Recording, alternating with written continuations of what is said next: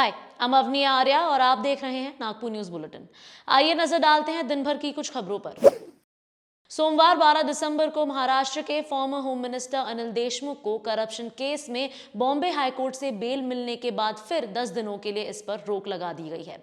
अब देशमुख को 10 दिन बाद बेल मिलेगी। दरअसल सोमवार को मामले की सुनवाई हुई और अदालत ने उनको बेल दे दी, लेकिन कुछ ही मिनटों बाद कोर्ट ने बेल पर रोक भी लगा दी। कोर्ट ने बेल को अब 10 दिनों के लिए रोक दिया है।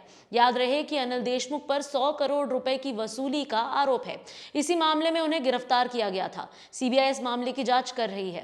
इससे पहले सीबीआई के स्पेशल कोर्ट ने पिछले महीने देशमुख की बेल प्ली रिजेक्ट कर दी थी, जिसके बाद वो हाईकोर्ट पहुंचे। देशमुख ने मेडिकल और पिटीशन के एडवांटेजेस और डिसएडवांटेजेस के आधार पर बेल की रिक्वेस्ट की थी। जस्टिस एम एस कार्ने की सिंगल बेंच ने दोनों पार्टीज की सुनने के बाद पिछले वीक अपना डिसीजन सेफ रख लिया था। सीबीआई ने इस साल अप्रैल में उन्हें करप्शन के मामले में गिरफ्तार किया था। वो मुंबई के आर्थर रोड जेल में बंद है। बॉम्बे हाईकोर्ट ने पिछले हफ्ते कहा था कि देशमुख की हेल्थ को देखते हुए प्रीमा फैसी उसकी राय है कि करप्शन और पोस्ट के मिसयूज मामले में दाखिल उनकी बेल एप्लीकेशन पर हियरिंग को प्रायोरिटी मिलनी चाहिए।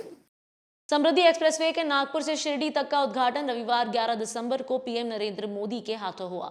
अब ये रूट शुरू कर दिया गया है। इस पर कल एक प्राइवेट बस भी चलाई गई थी। अब स्टेट ट्रांसपोर्ट ने भी 15 दिसंबर से समृद्धि एक्सप्रेसवे पर नागपुर से शिरडी के लिए non AC double decker bus चलाने का डिसीजन लिया है। एसटी ने इसका टाइम और किराया भी तय कर लिया है। एसटी के इन्फॉर्मेशन के मुताबिक रात 9 बजे ये बस नागपुर से निकलेगी और सुबह 5:30 बजे पहुंचेगी। वहीं शिरडी से इसी समय रात 9 बजे निकलेगी और सुबह 5:30 बजे नागपुर गणेश पेठ के बस स्टैंड पहुंचेगी। इसका किराया 1300 रुपए होगा। इस बस में खास बात यह रहेगी कि यह नॉन स्टॉप बस रहेगी। कन्हान के अंदर WCL के कोल माइंस के नंबर 6 पर ड्यूटी कर रहे एक MSF गार्ड पर बाइक पर आए दो लोगों में से एक ने फायरिंग की। गार्ड पर फायरिंग करने के बाद दोनों फरार हो गए। इसमें गार्ड सीरियसली इंजर्ड है। पुलिस ने आरोपियों को हिरासत में लिया है। आरोपियों के नाम समीर सिद्दीकी और राहुल जोसेफ है। यह घटना रविवार 11 दिसंबर के शाम की है। जानकारी के मुताबिक MSF मिलिंद खोबरागड़े अकोला का रहने वाला है। वो कुछ दिन पहले ही MSF गार्ड के तौर पर अपॉइंट हुआ है। वो रविवार की शाम को इंदर कोल माइंस के नंबर 6 की माइंस के चेक पोस्ट पर था। इसी दौरान दो लोग बाइक पर चेक पोस्ट के पास आए।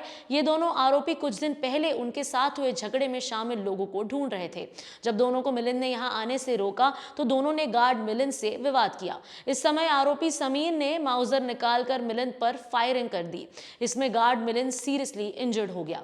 कर्मचारियों ने मिलिंद को हॉस्पिटल में एडमिट किया। डॉक्टर्स के मुताबिक MSF गार्ड को 2 गोली सिर में और 1 गोली पेट में लगी है। यह भी बताया जा रहा है कि फायरिंग करने वाला आरोपी 4 नंबर माइन के एरिया में रहता है और वो पहले सेना में था। उसका कोर्ट मार्शल हुआ था। नौकरी जाने के बाद वो गांव में रहने आया था।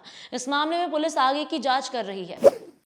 मकोका मामले में नागपुर के सेंट्रल जेल में सजा काटने वाले एक कैदी की मौत होने से जेल में खलबली मच गई है। इस मामले को पहले पुलिस ने छुपाने का काम किया था, लेकिन आखिरकार सच्चाई सामने आ गई।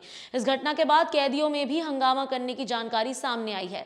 इसको लेकर कैदियों ने ये आरोप लगाया है कि जेल गार्ड की पिटाई के कारण कैदी की मौत हुई है। मरने वाले का नाम सौरभ तायवाड़े बताया जा रहा है। वो 5 पावली पुलिस स्टेशन का मकोका का आरोपी था। जानकारी के मुताबिक शुक्रवार 9 दिसंबर को सुबह उसके सीने में दर्द था। उसने इसकी जानकारी जेल गार्ड को दी, लेकिन उसने इस पर ध्यान नहीं दिया। इसके बाद सौरभ जब खाने की लाइन में था तो उसने जेल गार्ड को अपनी तबीयत खराब होने और हॉस्पिटल लेकर जाने के लिए कहा। इस समय जेल गार्ड ने उसको थप्पड़ मार दिया, जिससे वो नीचे गिर गया और उसकी तबीयत ज्यादा खराब हो गई। सौरभ को मेडिकल लाया गया, लेकिन इलाज के दौरान उसकी मौत हो गई। मरने की जानकारी मिलते ही 70 से 80 कैदियों ने गुस्सा दिखाते हुए प्रिजन ऑफिसर का घेराव भी किया। इसके साथ ही कैदियों का यह भी आरोप था कि सौरभ की मौत मारपीट करने से हुई है और जब तक कार्रवाई नहीं होती तब तक अपने बैराक में नहीं जाने की धमकी दी गई। इसके बाद धंतोली पुलिस को बुलाया गया। पुलिस ने जेल में पहुंचकर कैदियों को कार्रवाई करने का आश्वासन दिया। नागपुर के विंटर सेशन के लिए मुंबई से लगभग 500 ऑफिसर्स नागपुर पहुंचे हैं। इन ऑफिसर्स ने अपना कामकाज आज यानी सोमवार 12 दिसंबर से शुरू कर दिया है। विधान भवन के गवर्नमेंट ऑफिसेज और लाइब्रेरी में बैठना भी शुरू कर दिया है। आज भी कुछ सीनियर सेक्रेटेरिएट लेवल के ऑफिसर्स नागपुर पहुंचे हैं। विधान भवन में भाजपा, कांग्रेस, राष्ट्रवादी कांग्रेस के बोर्ड लग गए हैं। 19 दिसंबर से विंटर सेशन शुरू होने वाला है। सिविल लाइंस में आमदार निवास समेत सभी मंत्रियों के बंगले की तैयारियां भी जोरों पर है।